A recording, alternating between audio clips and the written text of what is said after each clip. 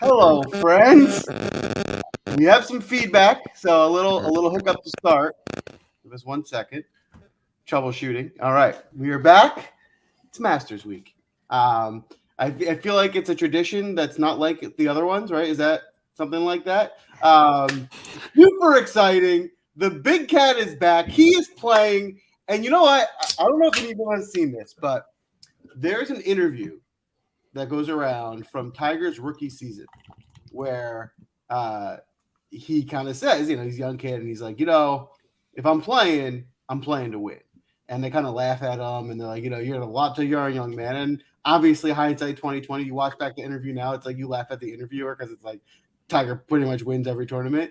And I every time I hear people now talk about, oh, he can't possibly compete after this crash, and he's lucky to be able to walk. To think that he compete this week is just so ridiculous. I keep thinking back to that interview and thinking back to and how confident he is when he's like, yeah, I can win. And how everyone's saying he's hitting the ball as well as anyone. I'm like, everyone who's doubting him, I'm not going to doubt him. If Tiger's playing this week, and granted, I'm getting just into the Mayla, the hoopla of the Masters and the excitement, but Tiger's back, Augusta's back, the Masters is back. I'm excited, and not only that, we have a special guest tonight joining us, Mr. Sticks Picks, who just happened to get married this weekend, and he and his wife decided to honeymoon on the DraftCast. Welcome, Sticks. Not much, man. Thank you for having me. Yeah, we're leaving after the Masters. You have to, priorities. That's how a marriage works, I heard. So we had to wait it out. You got to pay the bills, right? You got to go out there and make some money. This is a work week. You can't be going on vacation. That is right. Week. With Sticks, thanks for joining with us tonight. Sticks is replacing Sia. Sia has a prior engagement tonight, so he's not going to make it. But we brought in the big guns for Masters Week. And we always have our trusted, as always, golf writer of the year, Spence. How you doing this week? Good, Joel. As what you said with Tiger, I think you are correct with that. Nick and I had a long conversation about it on the Better Golf Pod earlier. I know he truly believes that he can win this tournament. That is not just him saying words that there's no purpose behind it. My only concern is if his body can hold up for 4 days. We'll see what happens on that front. But I do think on Thursday, he's going to come out and give us whatever his best version is for the week. It's funny. You're right. And I was planning to save this for later in the show, but we do like to promote a certain bet on this show. And maybe that's the leader after the first round. And, Tiger shouldn't be too damaged after day one. So maybe that's the way to look at some wagers. We'll talk about it. But congratulations on our interview, Spence. You are on. You're killing us in the drafts. Another win last night. Another great draft. You have been spot on. Talk to us about your draft this weekend and how you did. Yeah, it was a good lineup I put together. It would have been much better if either Matt Jones or Troy Merritt could have won the tournament. But other than the KH Lee pick, which was a little unfortunate, that lineup had a lot of potential if I could have had. And unfortunately, as I said during the show, I tried to jump you on the wager and it didn't work out. I think KH Lee, that's a Nick thing at this point. He's coined the nickname of TPC Lee. You had better success when you took him. So not going to go down that route again for a little while. But yeah, the lineup was very solid with it. Every single week it feels like it's either been a 5-6 or a 6-6. I think the lineup that I've put in for this show has either cashed 5 of the last 6 weeks or 6 of the last 8 weeks. So there's been some, we're lacking the ultimate upside with it. At some point, I'm hoping that lineup ends up coming in the top 100 and it can really make a run. But it's been a successful run these last couple months. A heater to say the least.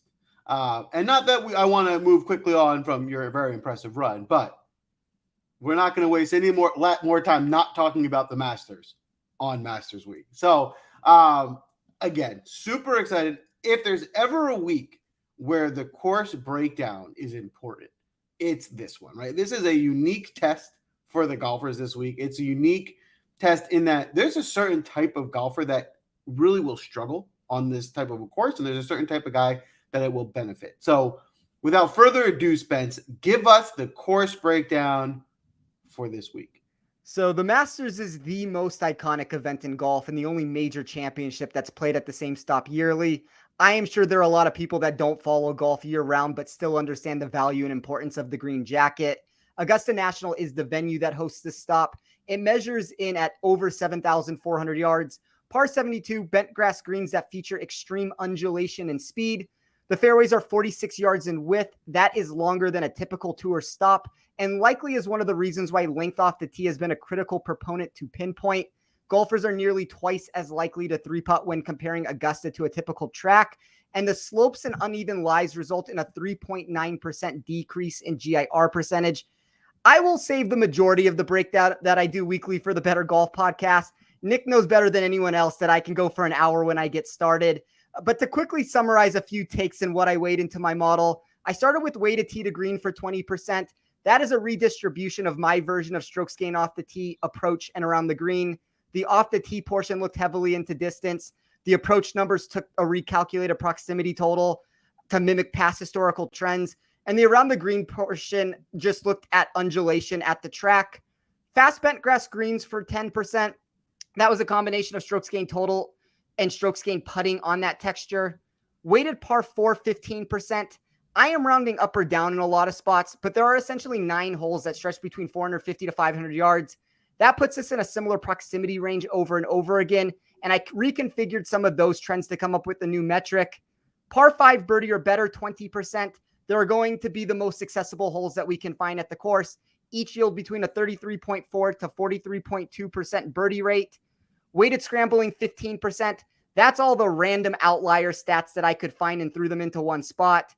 And then I finished it with a combination of around the green plus 3-putt percentage for 20%. I also created a metric after the fact that I put into a model that took 6 of the main components that I could find that you need to have to find success at Augusta. That essentially is a course-specific breakdown of the players that should be able to replicate their success the best with the form they're bringing into the week. I love it. Now, that was a pretty simple breakdown, so obviously you should be able to remember all that. But for even more simplicity purposes, Spence, if there were one stat to hone in on at the Masters, which I know is impossible, there's a lot of things to look at, but if there were one you had to pick, what would you pick? Can I give 2 and cheat a little here? Fine. I would say distance. I would say any of the short game metrics. I think around the green 3-putt. I guess that's 3 things. I mean, I can't really stick to the Just keep going. What else you got? Why don't you do it all over? Some combination of that. Like, and that's, in fairness, I put 6 stats into that to try to find a course-specific breakdown of Augusta. It had distance in it. It had course history. It had the short game. It had long iron proximity. It had the other things that I mentioned too. So I think those are like, it's a course that we know. Rollover predictability here is better than any course on tour. So I do think that a lot of these stats are important to look into, and because we know what we're going to get. It's not a guessing game. The only part of the guessing game this week is how much softer is the course going to play because of the rain. That's the only thing that we have to ask the question for. That's a fair question. And Stick, I want to ask you the same question. What are you, if there was one, and I'll give you the leeway of 2 thing that you wanted to highlight for this course, what are you highlighting? Golf. Just be a really good golfer. Yeah, but I'm with Spencer. I think around the green is probably my heaviest weight, but tee to green probably second, which includes, around the green as well. So pretty much just being really good at golf. Yeah. And you're right. I think one thing that you've heard, if you're watching our content, maybe probably not the first piece of content you watched this week. If you're looking around, what you've heard, right, what's common is this course, more than most, tends to reward guys with experience, guys who've played well here before. So looking at a lot of course history. But my one caveat to that would be we're in a weird time in golf in that there's a lot of a new generation coming up. And a lot of the old guard that have a good course history are past their prime. And I don't think it's fair to go back like Lee Westwood, right? Lee Westwood was great here. It's not his day anymore, right? I think I'm not going to be playing Lee Westwood. I mean, I'm sure there are people who are, and maybe he'll bite me in the butt for doing that. But I think a lot of those types of guys, I mean, one who's not that much past his prime, but I'm not playing Sergio. Sergio's getting old, right? Sergio's not the same Sergio he was. He was, he's won here. He doesn't consistently do well here, but he has done it before. So I think it's time to start looking at the new guard and which guys are going to start rising and who are going to be the new wave of guys that find long-term success playing this course. So with that being said, how are we going to find those guys? We're going to have a draft, between the three of us and you, the audience, participating, and we're going to find out who is not only the best drafter, which is so far Spence, but that's not going to last forever for this week at the Masters, and which guys that we are highlighting. So, Spence, you won last week. You picked the draft order.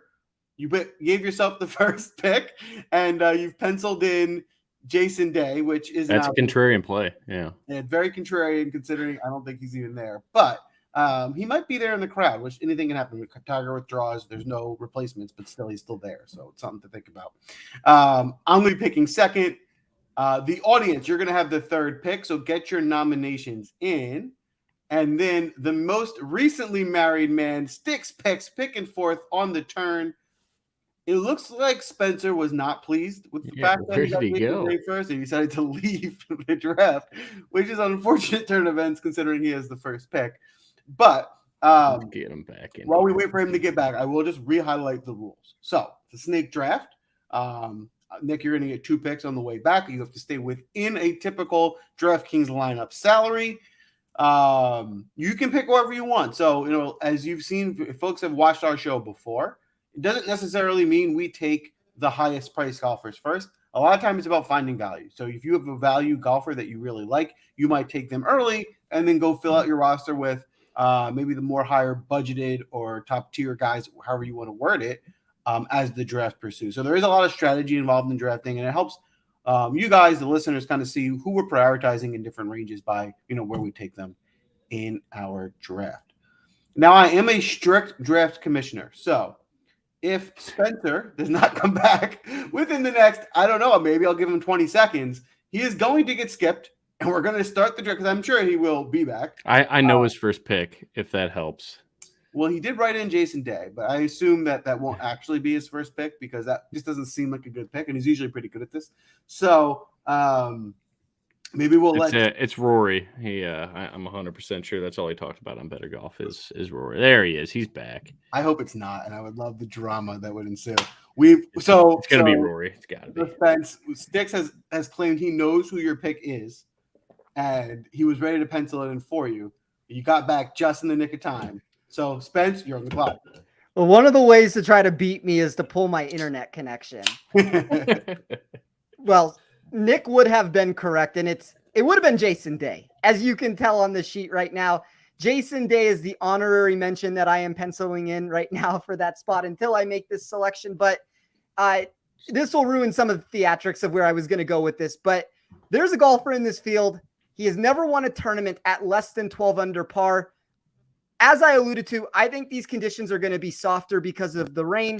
I think this gets up between the 13 under to, I said 15 under on the Better Golf podcast. I think it might even get up higher than that. I think this could be, a 16, 17, 18 under par winner. I think Rory captures the career Grand Slam. I don't think I needed to be the number 1 spot to take Rory there. Maybe Nick might have stolen him from me, but give me Rory Mcilroy. I didn't believe Sticks when he said that. I'm surprised. Rory's your guy. Rory, where would you state his current form? Better than perception. I don't think it's as bad as people think it is. He has been incredible tee to green. I think that he comes into this week a little bit under the radar. I think for Rory to win the Masters, it's going to have to be the perfect storm that it all comes together. We need a soft golf course. We have that. We need him under the radar. Everybody just saw him miss the cut at the Valero. All the hoopla is around Tiger this week. There is no buzz around him. Everybody thinks Jon Rahm, Justin Thomas, Cameron Smith, Scotty Scheffler. He is such an afterthought this week that he finally gets an opportunity to play this tournament and just go for broke with it. If he doesn't find success, nobody thought he was going to find success. If he does find success, all of a sudden he does it with none of the, the random buzz behind him on it. So I think the form's better than you think. I think this is the perfect course for him. He's a high ball flight hitter. I think on these soft greens, he should be able to stop the ball on this surface. And if you're going to tell me that the greens are a little bit softer over the first couple days, that should limit some of the 3-putt percentage problems that he has. So I think this is the perfect year for him to win this tournament with the way everything has played out. I love it. What a great story that would be if Rory finally takes the Masters this year of all years. Yeah. All right. Well, that's interesting. That's a good pick. For me, I'm going to go a different move. I'm going to go a little strategic. I think there's a few guys at the top that I would be happy with. I think, value plays are what I'm going to prioritize here, making sure I can fill out a competitive roster of 6. So with my first pick, I'm going to go ahead and take Matt Fitzpatrick. I love Damn the you, form. Joel. Yeah, Damn. I was going with that on the turn. I love the form he's been in this year. He's been playing just great golf. 4 top 10s in his last 5 starts. He has a history at the Masters that's good, not great. He doesn't have any top 10s. I don't think he has any top 20s, but he has a lot of top 30s and 40s and things like that. So I think he's a better golfer this year than he's been in the past. And kind of combination of that form now with the fact that he's competed here, he hasn't done poorly, is a nice merge for someone who's 7,700. So I think he finished top 10 his first time out back in 15 or 16. So yeah, never missed a cut. So that's 7th in 2016. Nick, let me ask you this question. Were you planning to take him on one of your first 2 selections? First pick, yep. Well, then he wasn't going to get back to me, so I guess that makes me feel a little bit better. But really like the selection, Joel. I think it's a very sharp play. Thank you. I will say I also do. I have so far one outright, and it's on Matt Fitzpatrick. So that's my play this week. I like it. Thank you. All right, audience, you are on the clock. We need your. Oh, it looks like you already have a. I love your. You know what, audience? I'm giving you guys a thumbs up. Great speed tonight. It's Masters Week. You're on top of it. I'm proud of you. Pencil him in for DJ. I think it's a good pick. I think DJ's priced up for his, in my opinion. I think he's priced up for the form he's been in more recently. But in terms of this course, in terms of having someone that has a history of being able to compete here, a pedigree that can compete here, I think DJ has the upside to win this tournament without the ownership because of his price. That's going to hurt you. So I think it's a really solid pick. I would agree with that assessment also. My model likes Dustin a lot this week. It just so happens to like Rory a little bit more, but I think that these softer conditions do play into Dustin's hands also. And I just want to throw this out there. This is how we saw him win. Granted, it was in the fall. You gave him softer conditions in 2020. He shoots 20 under par and he runs away with the thing. So I think that that's in play again. Yeah, for sure. And we've seen his, the last 2 weeks, he got down to the Final Four in the match play tournament. He's been playing, a bit better. I mean, his form is starting to round the shape. So maybe it's just a perfect storm of events coming into this week. Nick, as your first pick on the DraftCast and as a married man, I'm very excited to see what you come up with. Billy Horschel. No, Billy Horschel. Oh, God. I'm going to go upper mid-tier back-to-back here because I like what it does for the rest of my build. It easily fits Matt Fitzpatrick in it later. Thank you, Joel. I'm going to go Xander Schauffele, and on the turn, I'm going to go Patrick Cantlay. Oh, my God. I think these are guys that we're used to seeing in the mid 10K range.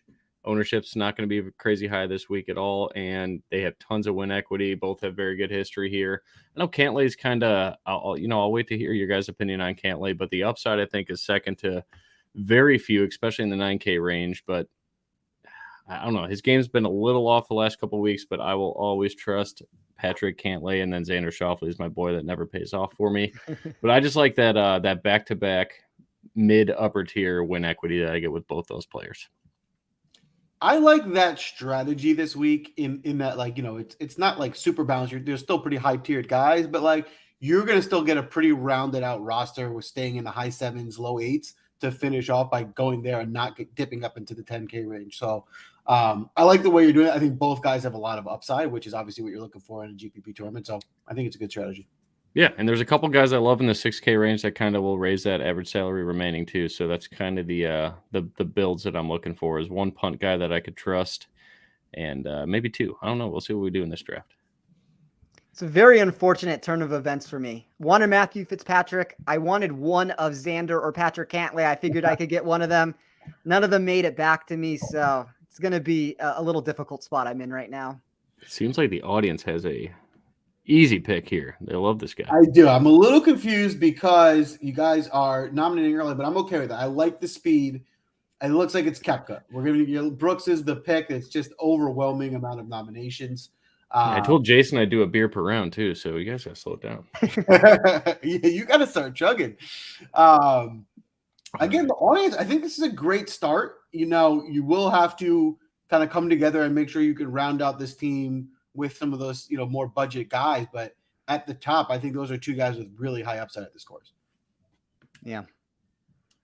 All right, I'm on the clock. So as I am kind of fostering this draft, I actually wasn't paying attention. So let me come down here and make my next pick. I might stick to my strategy of staying budget. And before I go up top and start picking out guys that I really want to spend up on, I don't think I need to there's a guy I want that I think I can strategically wait on, which is I was going to say, can the board afford him? That's a good question as well. I don't think we can. I'm going to go ahead and I'm going to take Joaquin Niemann.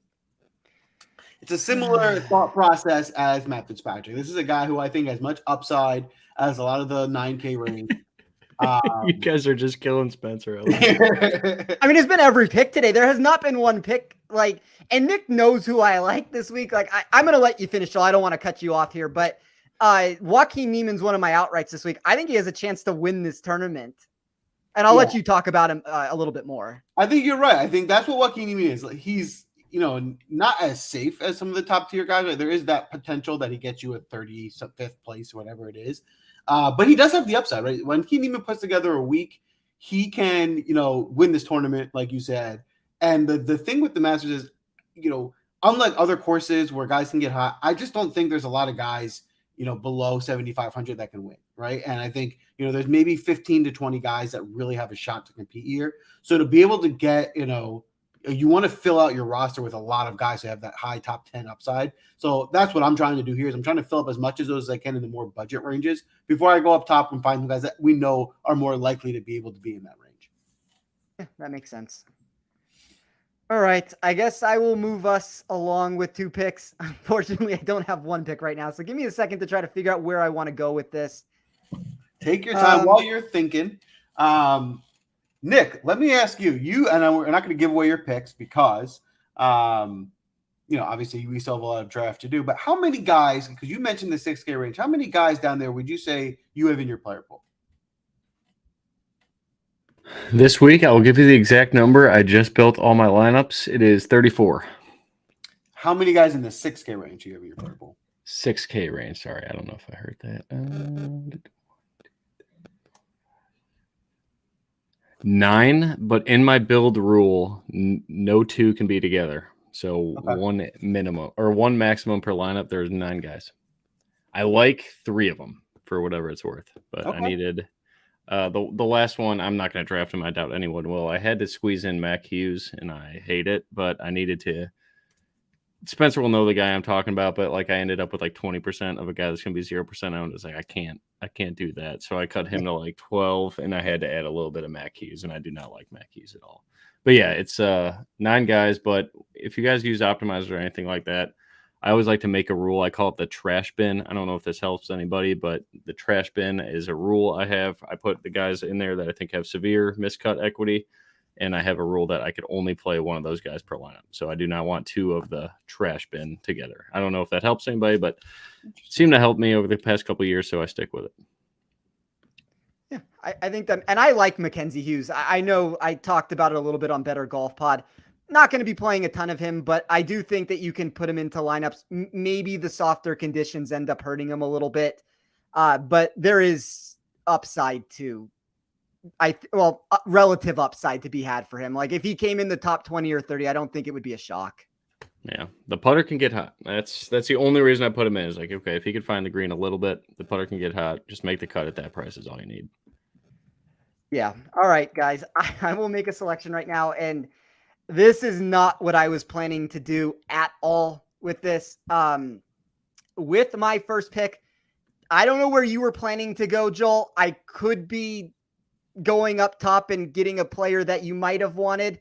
I think I'm probably the only person that could take him from you. I'm going to take Justin Thomas and just go a little bit more boom or bust with this lineup than I was hoping for. I really wanted the players like Matthew Fitzpatrick, Joaquin Neiman. There was a lot of those mid $7,000, low $8,000 players that I wanted to get into my pool. If I'm not able to go that route now, give me the two guys at the top that I think have some of the best win equity in this tournament. And on the spot, I'm going to try to figure out how to round out this lineup and do it in a fashion that makes sense. So with the next play, I have to drop down a little bit. It's more ownership than I would technically like to take on, but there's a lot I like about him this week. If you have an offshore book, there are books where you can get him top 40. He has good course history at this tournament. He has 4 top 34s in his last 4 attempts. As I said, ownership's a little bit higher than I would want, but I am going to take Siwoo Kim at 7,100. I like it. Yeah, Siwoo Kim is definitely a GPP play for me, but like you said, he has upside, and we've seen when Siwoo Kim puts a week together, he competes. Right, he can play as a lead at golf with the best of them. So I think he's definitely a good tournament pick. Yeah, I have a little bit more ownership on this lineup than I was ideally hoping to have. Thomas is going to be very popular. Siwoo is going to be very popular in the low $7,000 range. I assume at some point I'm going to have to try to find a contrarian play, but I guess we'll see where it ends up going. And with the Masters week, I think we were talking about this a little bit before the show. Nobody's that highly owned. Even at the highest ownership, it's maybe low 20s. So, you don't want to take all the highest owned guys, but for the most part, you can pretty much feel free to play one. As long as you get a different, at least in 1 or 2 spots, you should be okay this week. That's true. All right, so I'm going to stick to my theme. Now, I'm going to take a guy who I normally don't like. I rarely play. I just think there's a lot of stars aligning for him this week. And again, back to my theme of trying to find value guys. He's coming into this tournament in really strong form for who he is. He has a pretty good history here. Now, he hasn't played here in a few years, but in my opinion, he's in the best form he's been in since playing this tournament. And I'm going to take Russell Henley. Again, this is a guy who's just, it's the recent form. He's been playing really well. I think you're getting him in his best golf, and he's done well here in the past. And again, at 7,800, I really like how I'm rounding out my lineup where I can start to get in the more expensive range now with comfort in my value picks. Yeah, I think you've taken 3 guys that have very high made cut equity to them. I love it. All right, audience. Again, your pick is already in. Audience might win the MVP for drafting tonight because honestly, you're doing a great job. On top of things, on draft night, the pick is in. It's Gary Woodland, and it's a good pick for where you guys are. You need to find some value. A lower price guy. Gary Woodland's form has been really good, and it's not just been a week. It's been at least a month or so, dating back to the Florida swing. He's been playing really well in the 6K range. A guy with experience on this course. I think that's a really solid pick. I know Nick has an opinion on Gary Woodland. If you would like to give one before I do. Yeah, I mean, it's the recent form for me. It's 6,900 and a guy with win equity. I know there's, like Joel said earlier, there's not many under 7,500 that could win. I think Gary Woodland's one of them. I don't think highly on that, but if Gary Woodland, let's say someone that finished top 5, if we're talking the 6K range, there's always a couple weird guys that finish top 10 or top 5 at the Masters.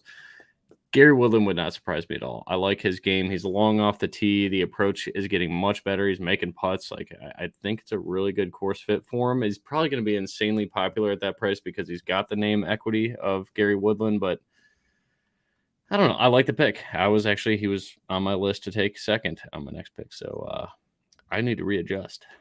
The only thing I don't love is the course history has not been good for him here. Miscut in 2015, miscut in 2017, miscut in 2018, 32nd in 2019, miscut in 2020, and then the 40th in 2021. So through those 6 results, he doesn't have anything better than a top 32. Do you need much better than that, though, at 6,900? It's kind of like Fitz, like what Joel did with Fitz at 7,700. If he just finishes 35th, that's great. You avoided a landmine at the 7K range. Someone that will miss the cut, I'm sure will be in that price range. But I just look at it that way. Can Gary make the cut? And I think it's a really good chance he does. If you think he can make the cut, then yes, I will agree with that. I don't know if I necessarily believe he's going to. I think Fitzpatrick's in a different zone because not only certainly. Not only do I believe agree too. Yeah. And not only is he going to make the cut most likely, he does have top 10 potential, Tim. I don't know where I actually think Gary Woodland's going to finish in at 10.5, 11.5, 12%. It does start getting a little bit worrisome if he doesn't make the weekend. And you guys are, oh, sorry, go ahead, Joel. I agree. I think you made a really good point. My only counter is what I was saying earlier, in that I think if you look at just course history and try and build out the field, you're not going to come up with the 40 guys, right? There's not 40 guys here that have a really strong course history because, like I said, of the changing of the guard right now, right? A lot of those old guys are kind of getting washed up. The new guys are becoming, they just don't have the history. So there is going to have to be some sort of shift in somebody moving up in terms of history because it just doesn't exist. Yeah, I think that's fair. So for in our group chat that we always talk about offline, the rule is we don't play low tier chalk. Is Gary Woodland at 12% low tier chalk, or would you say, or maybe a guy like Thomas Peters at 6,600? He's going to be in similar ownership. Is that considered low tier chalk? Or you only deciding like 15% and above at that price range? Because to me, now that Spencer talks about it, like I don't know if there's any leverage to playing Gary Woodland in anything other than cash. In my model, Woodland is I'm scrolling through the names right now. I believe he is the highest owned guy I have in the $6,000 range. He's higher than Peters now?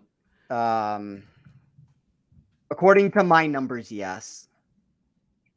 So what are your thoughts on that then? Yeah, I mean, listen, I think you have to think about this. I mean, there's twofold, right? I think, like we said before, you can get creative in how you get, if you have other low ownership and you want to find a value guy there, you can do that. But also think about the tournament you're playing on DraftKings. If you're going after the $15 millionaire with all those people, you don't want to play a highly owned 6K guy because that's going to be tough to differentiate yourself. So if you're playing a smaller single entry, I think he's probably, fine for that. But if you're going for the big dog, it probably doesn't make sense. And it does get difficult once you get down to like 7,000 and below. There's a lot of landmines that you're going to have to avoid. For sure. All right, Mr. Nick, Sticks Picks. You were on the clock. All right. Spencer could probably tell you who I'm taking again because we've been on shows all day. I'm going to go with someone that right now is projected to be under 5% owned and has a top 5 finish. All right, you guys already got it. Sungjae Im. Yep, that is going to be my guy. A Georgia native. The iron play has been bad this season, but around the green, he's a magician. He's great on bent grass putting, especially fast greens. So I'm going to go with Sungjae Im. He is one of my favorite GPP flyers this week. If you're going to play a lot of chalk, I think a guy like Sungjae Im, especially like the pivots in that area, I would believe. I don't know. Do we go this in depth on the show, or am I overdoing it here? I'm just trying to buy myself some time from taking this next beer. But like you see Adam Scott going to be like 12 to 15% owned. You see Joaquin Neiman, love him, but 15% owned. Tony Finau is not very high, so I wouldn't really say that that's a pivot, but I really like Sungjae Im in that price range because everybody up there in that AK range, even Hatton, is going to be around 10% owned. And then you get a guy like Sungjae Im who has been a proven winner on tour at 5%, maybe even less as we see the day go on tomorrow. But Sungjae Im is going to be my my difference maker, I think. I mean, he may suck, and that's fine. But if you go 15, 20% of your lineups with a guy like Sungjae Im, and kind of the way that I'm building this here, I strongly believe I have 3 guys that could easily win this tournament. Yeah, I like the approach there. I think you have, like you said, I think similar. You're building a solid core of guys who are going to compete in this tournament. All right, next pick. Oh man, it was going to be Gary Woodland because I was going to kind of offset that. So now I got to hit the drawing board. While you're thinking, we're also going to need an update on how many beers you've gotten down because we're supposed to get a beer around, and so I'm not sure if I've counted that many. Okay, all right. I'm on number 4, so I'm trying to stay ahead of the pace here. Well, hopefully these picks will eventually start getting worse. Oh, gosh, Spencer, I hate it, but I need someone with some course history. Give me Webb Simpson. I don't know what to do. I don't know how I can possibly round out this lineup right now. I really like the Webb pick. That was the guy I was considering with my last pick between him and Henley. Again, there's certain guys you kind of have to fade here, and Webb's not one of them. Webb's a guy who's shown he can play this course. He, for a guy at 7,500, you know there's obviously risk. Win equity, baby. But you know there's win equity. You know there's upside with Webb. So I think when you're fishing for 7,500 value, Webb is definitely someone that I'm going to be considering as well. Yeah, I think his ownership's sub 10% too. With Spencer, what do you got on the model now? Let me look. We'll wait for Steve's article tomorrow. That's pretty much my Bible at the end of all my tinkering. I just need to read his article on Win Daily Sports, and then it's like, all right, we're good or we're not. Yeah, 8.3. He's sub 10. I'm gonna love Webb Simpson. Yeah, 8.3 right now. And I will let me follow up with what Nick said. Steve's article is the most accurate ownership article we get all week, and you're going to find. So tune in tomorrow, look at the ownership, and that's going to be especially important this week, understanding where you can find leverage. So definitely check that out. Yeah. Audience, round of applause. Just excellent job. Draft pick speed, nominations, all around. Audience, you're the real MVP, honestly. But the pick is in. Adam Scott. And you know what? I really like how much you're all in agreement. I mean, it's literally the only guy even nominated for this pick. Everyone was wanted Adam Scott. So you guys are really on the same page as an audience. You've built out so far a pretty balanced roster. You have 2 picks in the mid 7K range to finish. The challenge you're going to have is we've really been kind of picking at the 7K range already. So you're starting to get limited in options. Had you been able to pick from the entire field, you'd be in good shape. Now you got to get creative, but there's still some guys out there that you'll be able to get to round out your squad nicely. Yeah, I kind of like Adam Scott a little bit. Like Nick and I had this conversation also that there's a lot of guys in the lower $8,000 range that both of us might like a little bit more, but I don't have anything negative to say about him. He's a former winner here. Like there is upside to be had with him. I do think that the short game is so much better than it used to be. Like he can get hot with the putter now. And that's something that, we didn't see for a bunch of years with him. So I don't have a problem with the play whatsoever. I love it. All right. So I'm back on the clock. It's time for me to take someone a little higher priced. I'm going to start rounding out my squad. And funny enough, what landed to me, I wasn't planning on going this route, but it's kind of how it fell with who you guys took. I'm actually going to take the highest owned golfer probably in the field, which is Cam Smith. I mean, Cam Smith, I think, has been playing great. He certainly has upside to win the tournament. And I'm getting him at still, barely, but still sub 10K, which allows me to still kind of really round out my roster. So I really like Cam Smith this week. From a GPP perspective, I'm not sure how many shares of him I'm going to have because there's the catch-22 of he has that upside and he's still sub 10K, but he is 23% ownership, which is a little high for this field. So I'm still determined on where I'm going to play him in GPPs, but for the draft, I really like him as a pick here. From the MME player in me, do you think that is too much ownership for a guy like him? Because it is like the one downside of his game is he doesn't hit a lot of fairways. You don't really need to do that at Augusta, and he's very good at scrambling. So what is the weak spot of his game when he's a lights out putter, great around the green, a good iron putt? Like I was telling myself this, like I like right when I saw 25% give or take at the ownership projection, I just wanted to take him out. That is what I did with Corey Connors for whatever it's worth, but I saw him, I was like, I just don't see how he doesn't finish top 20. And I know we probably want more at 9,900, but the way I'm building my lineups, I will be different elsewhere so I could have some leverage to get me up there. But I don't see anything bad about Cam Smith's game to fit at Augusta here. And he's been so well here. I don't know. Well, for me, I feel like he should be 30% owned, 35% owned when he's sub 10K like that, but I don't know. I'm playing it the same as you. I think because you have to rely so much on history here, and there's going to be ownership at some of those guys that have done well here. My idea is I'm going to put a cap on total lineup ownership. So in those lineups, I'm going to play some of those higher owned guys. I'm just going to make sure that when I have them, I have some leverage in other areas in that lineup. Yeah, absolutely. Spencer, Cam? Well, I guess the only other negative to say about Cam, I like him. He's number one in my model. It's a very slight hit, but it's just worth noting if we are trying to find a reason not to play him. Maybe the distance. Maybe he doesn't have the required distance to win this tournament if it's softer. If he's not getting the rollouts and he's a little bit further back than everybody else. But yeah, I kind of agree with the overall sentiment with it. Like he should be 30% owned and he's the number one player in my model. His short game is superb. And when we saw him in softer conditions in the fall, he came in second. So that point doesn't really make sense based off of that. And I don't really think there's anything negative to say about him other than the ownership. And if that's the only negative you can find, you can always get different in other spots. Yeah, and his long irons are so good too. So whatever he lacks off the tee, I think he's just fine. I mean, his par 5 scoring is so damn good too. So he finds a way to get there. Yeah. All right, guys. I'm gonna say this: I haven't made one of these selections, but you guys have eaten apart that like mid $7,000, higher $7,000 range. I would have really liked Webb.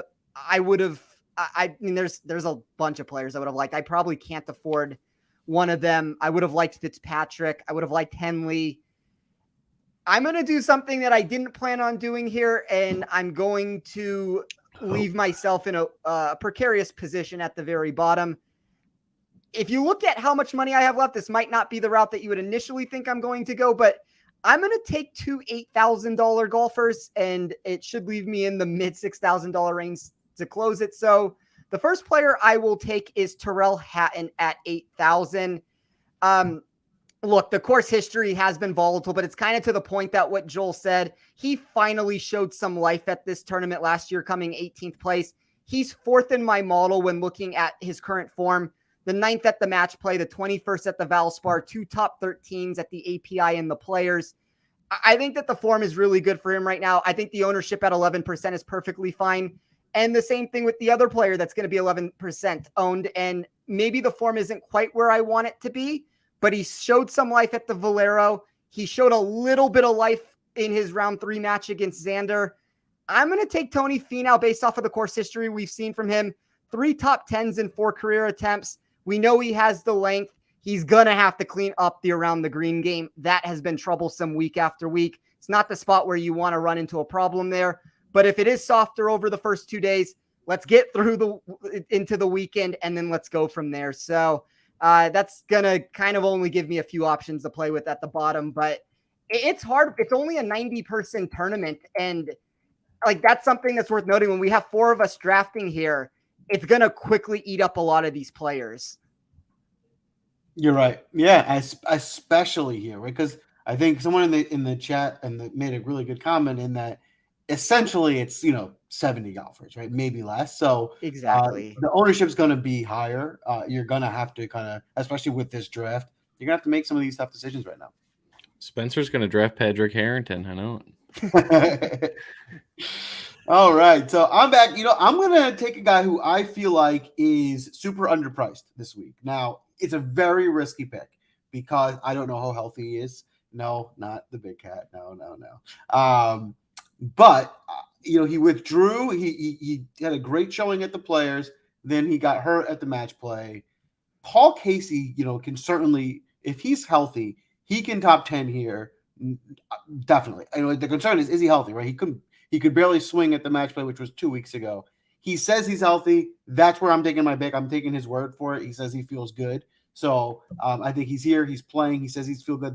If he does, this price is way too low on him, right? If he's healthy, he shouldn't be priced in this. I think he should be in the mid-8s. So I really love the value. I'm just really taking the risk on his health. Yeah, and as far as the match play is concerned, I'm sure he pulled out of that tournament to not get hurt for the Masters. So it may be less of an injury than we think it is. I mean, obviously it was enough to pull him out of the tournament, but if he says he's healthy, sometimes you have to trust the player for what they're saying.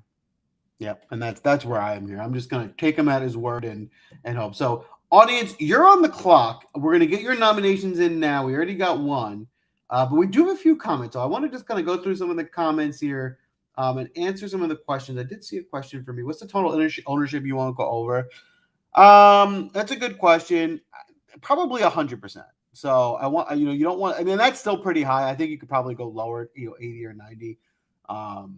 I think I want a majority of my lineups probably closer to under, but if I have a couple at the top that are, at 90 something %, I'll be okay with it just because it's really this week that, it's the guys that we know are popular that do well here are the ones that you're going to want to target. So that's how I'm looking at it. It'll be a little higher than me normally. I'm probably normally more closer to 80%, but for this week, I'm going to give it a little bit more leeway.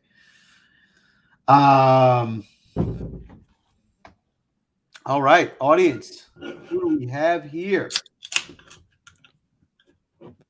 We have a few. We have Leishman, Slow down, guys. Come on now. Yeah, what happened? You guys were doing so well, and now we've hit a lag. So we Oh, need slow one down. more, we need one more keep double. pounding these.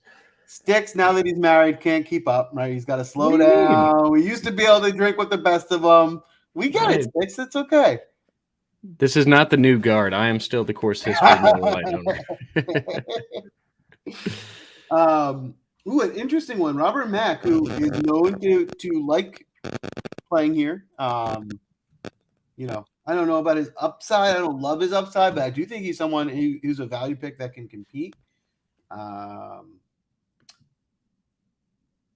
Charlie, we need clarity from you. You mentioned Tommy, but I think you're just talking about him in the context of Billy Ho. I don't think that was a nomination for you. So it looks like the second is going to go to Leishman for the audience. So again, good pick. You know, I think your price is right. My concern with Leishman is his current form. He hasn't been playing great, but at 7,300, I think he is a guy in the 7K range that has upside. You know, he can certainly find that at this course where, you know, at Augusta, it's a magical place. He's done well here before. So I think it's a solid pick for where you guys are at. Oh my God. You guys clean me out so much here.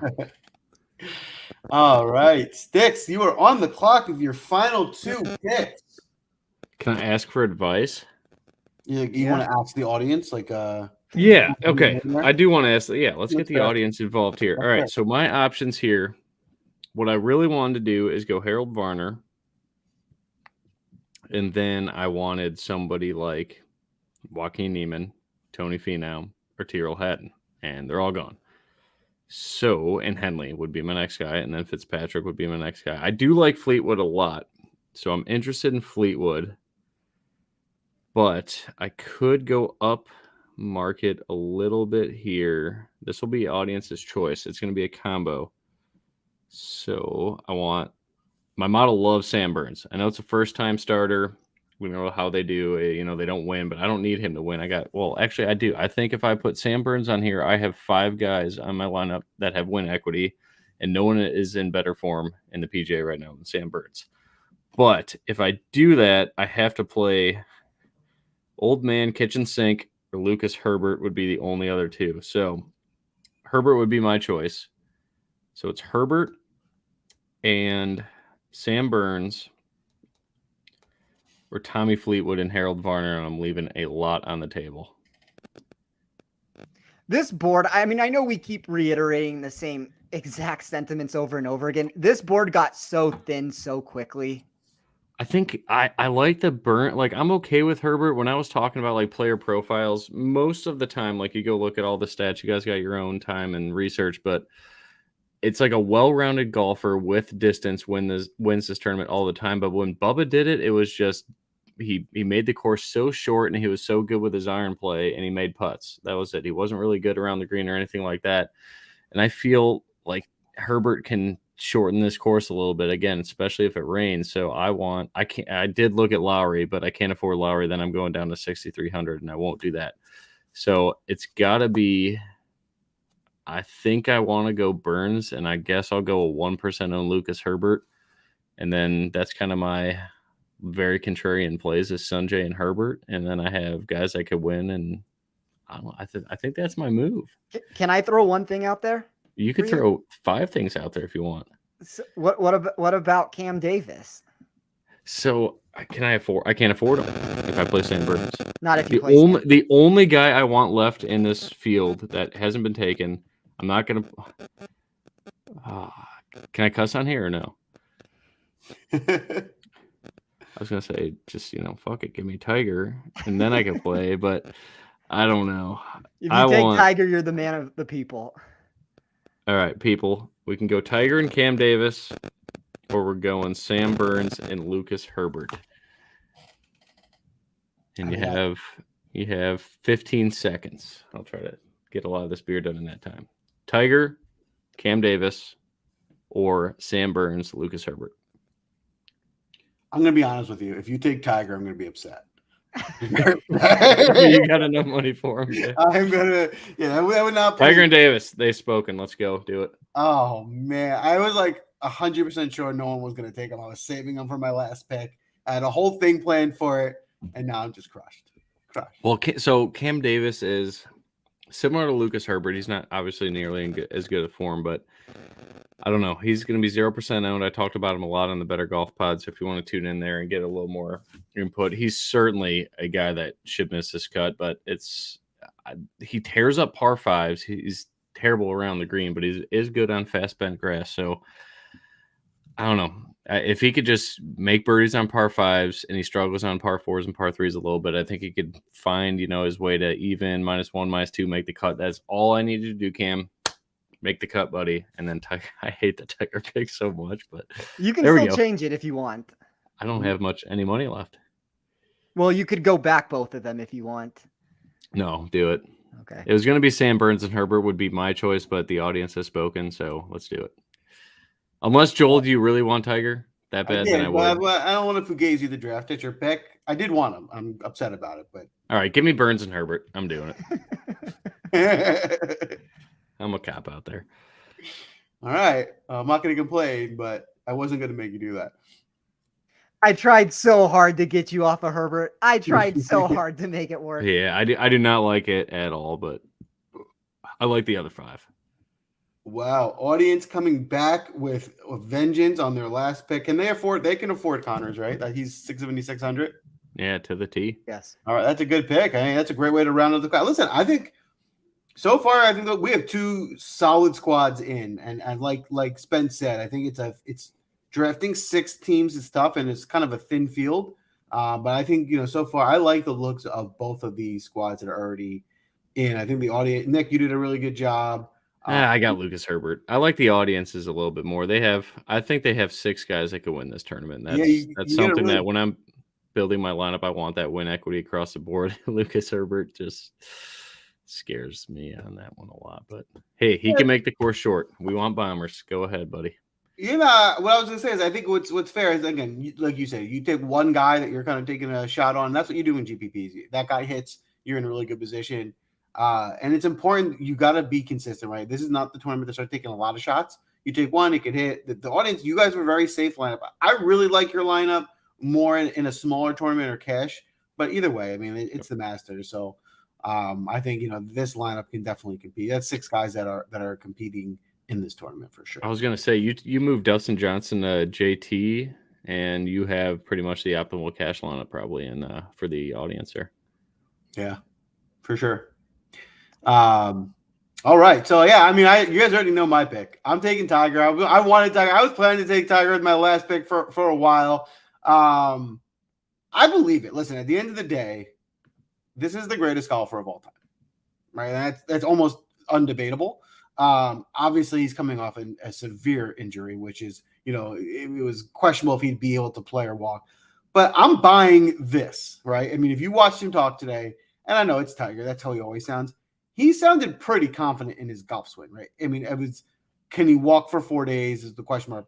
His ability to hit the ball, and I think Freddie Couples said it, some other guys that watched him hit the ball, every shot that he hit was blush. He was putting on a clinic around the greens. I mean, Tiger Woods is one of the most skilled golfers, maybe the most skilled golfer that ever lived. So if he's going to do something magical, if someone's going to do something magical or special, it's Tiger Woods at Augusta, right? That's where it's going to happen. This is the course. This is the opportunity to do it. This is the tournament.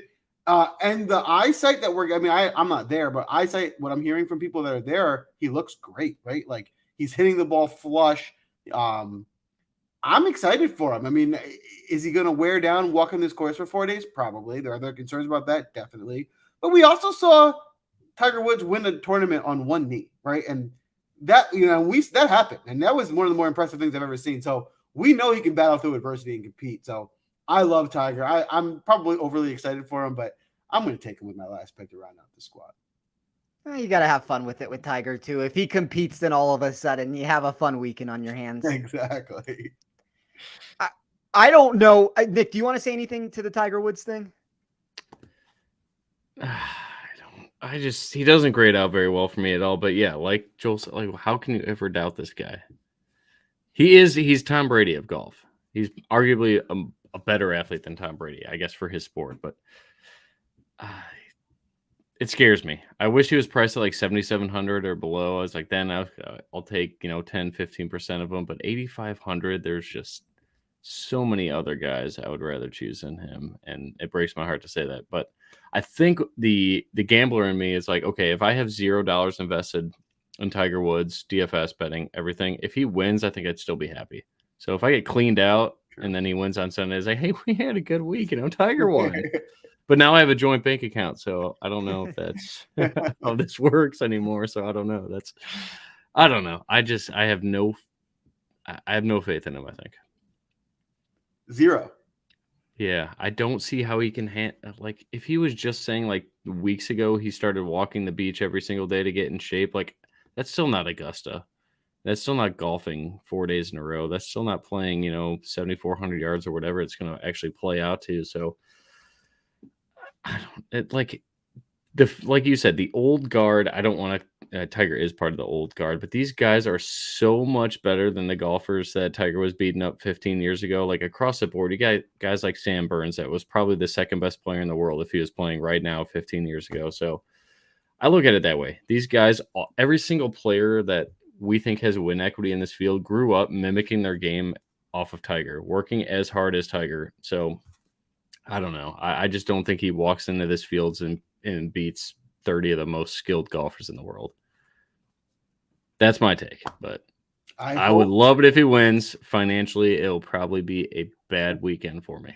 My only counter to Tiger being a maybe, and I'm definitely trying to sell myself on it because I definitely understand all the crazy risks involved with playing Tiger this week. The only counter that would be everyone knows that this is a crazy risk, right? Like, can he hold up for 4 days is the huge unknown. And I still don't even think you're going to get the like typical, like, well, what's the word people use? Like the vacation or ownership guys who just come in and play 3 laps and they want to play Tiger Woods because they like him. Like, I don't think you're ever going to get that. Like, you're probably going to get some 3% ownership, maybe. Like, no one's going to play him at 8,500. So if the miracle does happen, right, and talk about a differentiator, there's one way to do it where it's like, having that guy who maybe can get you a top 5 and, really getting 0 ownership in a really big GPP. I think that's the interesting thing that you just pointed out because, whether it's Sam Burns, Adam Scott, Joaquin Niemann, the Finau Hatton route, I think anybody who does this at any regularity is not going to go to Tiger Woods, and it might create some leverage to be had, and that's always a good thing. So if he's going to be overpriced, you would rather have that than a 7,200 version of him where everybody decides to take a shot. I think at 8,500, most people won't want to go there, and it at least creates leverage for you. What was his price at 19? Does anybody remember that? Is there archives that show that? I don't remember, but I could look it up. I want to say it was like low 9s, if I remember correctly.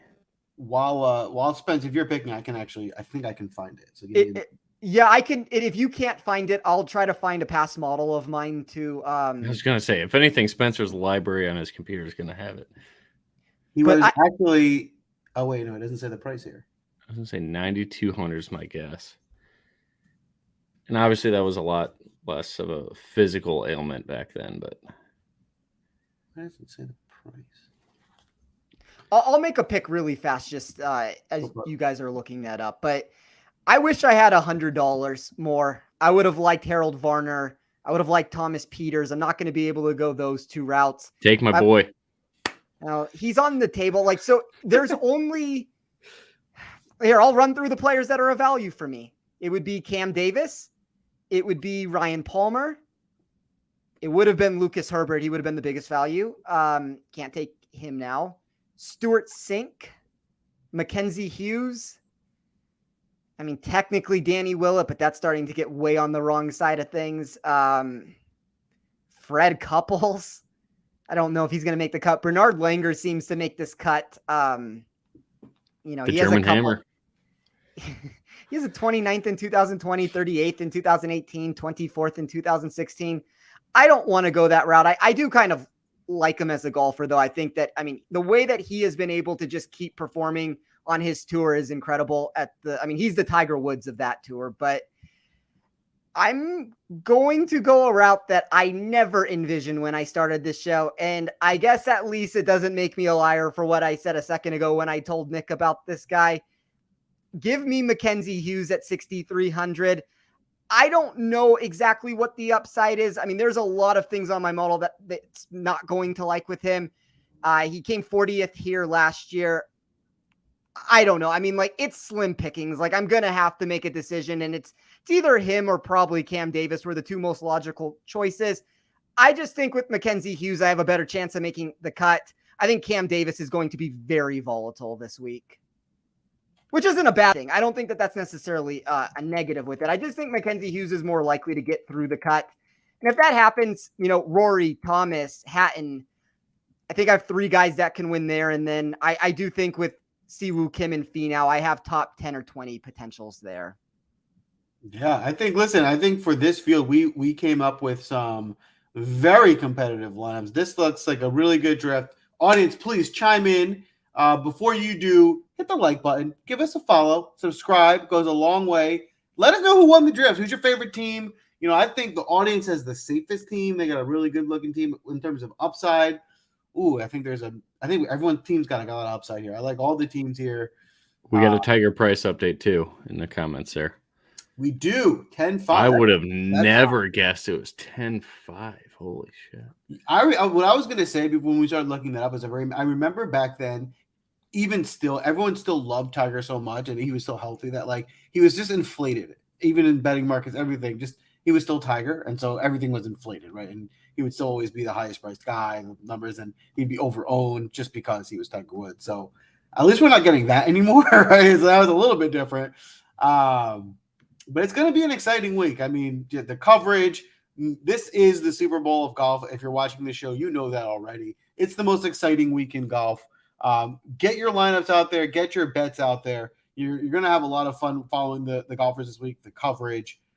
Weather will be interesting, so definitely tune in. Make sure you have an understanding of tee times, what the weather looks like. But before we wrap up today, we still have our first-round leaders, and we have our outrights.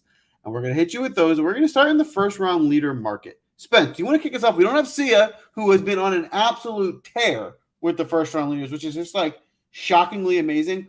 If you follow us, get into Discord. I'm sure Sia will drop in his first-round leader plays there or on Twitter.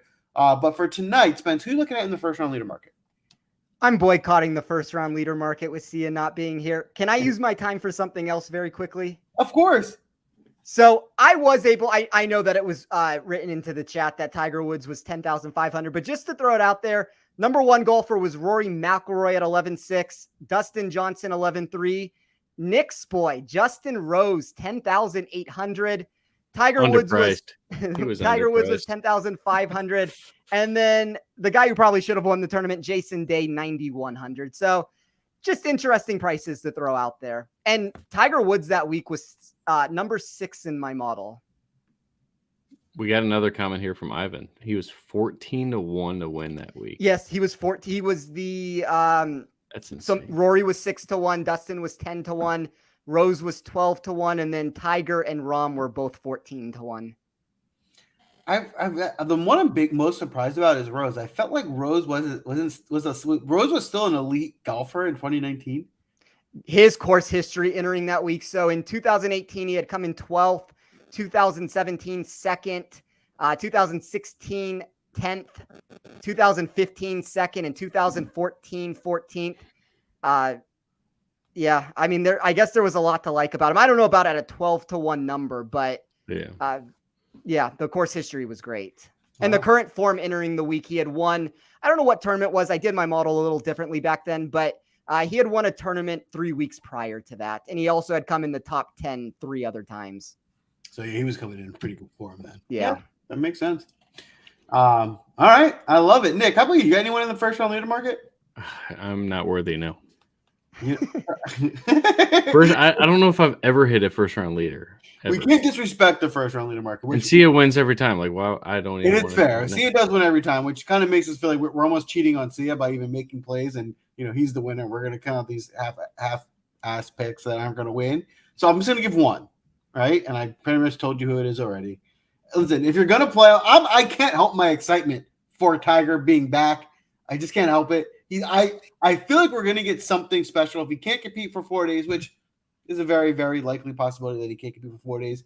I certainly think he's going to compete for one. If he's playing, it's for a reason. He truly thinks he can compete. So Give me a first round leader. Maybe he comes out firing day one, starts off with a low number. Maybe he kind of slows down over the course of the week. But I'll take a shot at 45-1 on the greatest golfer of all time, and what will be surely the story for the ages for people to talk and write about. So at least you'll have fun on Thursday for something to root for. I don't have the price in front of me right now. I will give one just to have, something to give on the show. But give me Joaquin Niemann at whatever price he is. I can tell you. Give me 1 second. Joaquin Niemann, 55-1. So you're actually getting better number on him than Tiger. That's a good number. That's a really good number on Joaquin Niemann. So there you have it. Some first round leader play. Some fun. All right, I got one. There we go. Nick, who you got? Give me Tommy Fleetwood, 55-1. I like the Fleetwood call too. Early tee time, should be receptive greens. Go get it. I think that's the range to target for first round leader here. I think those are the guys that are, very competitive still in this field, but that's still getting a pretty juicy number at 55-1. So there's a few guys in this range that I think are attractive between the guys we listed, Niemann, even Casey, Webb Simpson, 60-1, Fleetwood. I think those are the types of bets I like in the first round leader market. Yeah, I would agree with that. All right. Now the outrights. We're going to wrap up here. Spence, you want to kick us off in the outright market? Yeah, I grabbed Rory McIlroy at 21-1 yesterday on FanDuel. I've seen as high as 22-1. If you shop around, he's as low as 20-1 at some books. But really like Rory. I think he gets the job done this week. I have a ticket that's standing from a little while ago, and I'm going to mention it just because I wouldn't be shocked if the number ends up drifting here at some point, and you're not that far off to begin with. But I did grab Patrick Cantlay at 28-1 during his hot run at the end of the 2021 season. I think at 25-1 or higher, you can certainly take a shot with him. I took Joaquin Niemann at 65-1. That was on DraftKings yesterday. I'm not so sure that still sets at that number. I'm not 100% sure. Tony Finau 80-1. That was a points bet number yesterday. I saw that dropped. Terrell Hatton 95-1. That was a FanDuel price. And then Siwoo Kim at 110-1. That was the very first wager that I made this week. I love it. Nick, how about you? Who you got in the outright market? So I tailed the Rory pick, and then I went Victor Hovland 22-1 on PointsBet, Sam Burns 50-1 on DraftKings, and Sunjay M 75-1 on DraftKings. I love it. And for me, I'm going to wrap us up. I like, as I mentioned already on the show, my first bet in was Matt Fitzpatrick at 55-1. I also like in the kind of relatively smaller field, another person we mentioned on the show, Joaquin Niemann at 65-1 in and outright. And I'm thinking two Hail Mary long shots, I think you're just getting a good number at in Webb Simpson at 130-1. You're probably better off taking him as like a top 10 with some upside in that. Winning the tournament might be tough, but listen, Webb Simpson gets a hot putter. He has a lot of upside.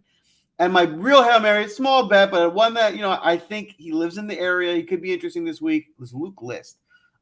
Who, certainly can bomb, who might benefit from the wet conditions, and maybe he has a little bit better, knows the course a little better because he does live close. So someone who I think can maybe put together a week this week. And again, I don't know if I mentioned Luke List is 150-1. You can always talk me into Webb Simpson. I really think there's some upside there. And I think he's getting healthy. I really like his DraftKings price for sure. That's a wrap for the DraftCast tonight. Nick, again, congratulations on the nuptials. Super appreciative of you coming on to join us tonight. Any parting words for the fans? No, not really. I got to finish the 6 beer real quick. It's just a little bit left, but yeah, that was a quick 6-pack. Not gonna lie, I'm gonna go to bed soon. But quick. Oh, sorry. Anybody like Will Z? He's a full fade for me. But I wanted your guys' opinion on it. Joel, you can go first on it. I'll give my answer second. He's not a full fade for me. I'm not heavily on him. Listen, he showed he can compete here with the tied for second, right?